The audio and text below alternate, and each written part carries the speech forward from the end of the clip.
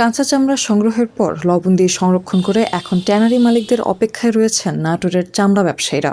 ঈদের তৃতীয় দিনেও আড়তগুলোতে সামান্য পরিমাণ কাঁচা চামড়া আসায় সেগুলো লবণ দিয়ে সংরক্ষণ করছেন তারা।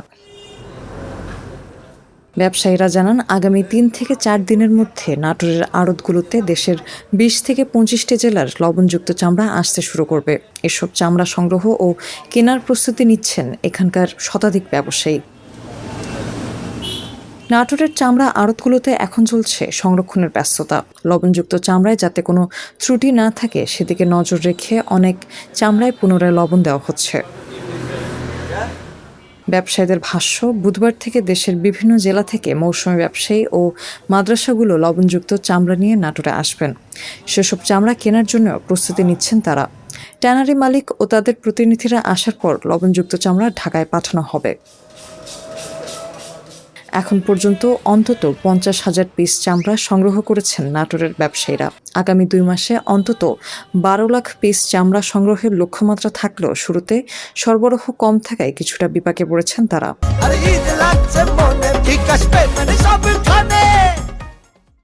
আমাদের কাঙ্ক্ষিত যে চামড়া সে মোটামুটি ওইভাবে হয় নাই। এবার চামড়ার কুরবানিটা কম হয়েছে, তারপরেও যেটা আমদানি হয়েছে আমরা কিনছি এবং সংরক্ষণ করছি।